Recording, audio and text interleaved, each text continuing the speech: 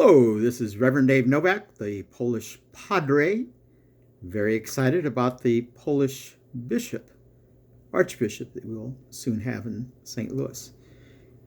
I was thinking about getting a haircut, but I keep losing more and more hair. So, I'll pray about it. Okay, this has to do with Black Lives Matter. This is from Andrea Marissa Auguster, Consultant Subcommittee on the African American Affairs. I think it's connected with the bishops, I'm not sure. But anyway, here's what she has to say. The Black Lives Matter is a movement that has emerged out of a recent racially charged tragedy. More than one tragedies.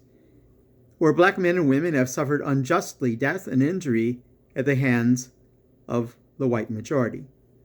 The killing of black sons and daughters with no justice by the American court system has become normalized. Man. The civil unrest that inevitably follows mirrors some of the same catastrophic protests that our elders witnessed and experienced during the civil rights movement. In November 2015, the Institute of Black Catholic Studies at Xavier University in New Orleans hosted a Black Lives Matter symposium. This two-day event brought close to, if not over, 1,000 guests and included a live stream, boy, they were ahead of their time, of events and workshops to an online audience. Workshops and panel discussions addressed topics like the effects of mass incarceration on the black families, and understanding white privilege.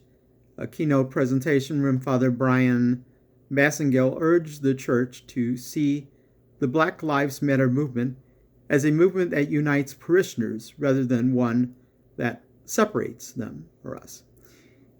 He emphasized that embracing Black Lives Matter does not insinuate or assert that Asian, Latino, or white lives are less important, but that Black Lives Matter has surfaced out of the gross negligence, disdain, and lack of value for the black body.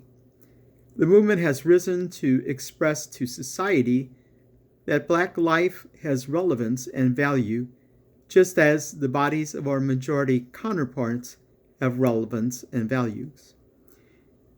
From the Bible, 1 Corinthians tells us that each one of us, whether black, white, Asian, Native American, or Latino, represents the body of Christ, and that if one part suffers, every part suffers.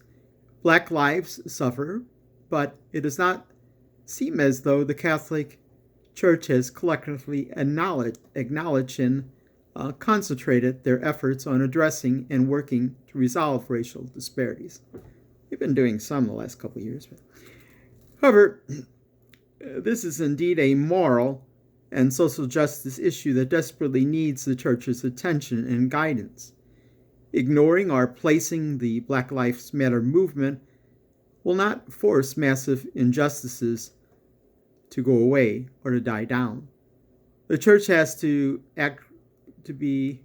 has a responsibility to act on behalf of their black congregation. We tithe to our parishes, we pledge funds to our diocese, and we serve our parish communities. Yet, we do not have the Church's attention on this matter, at least when this was written.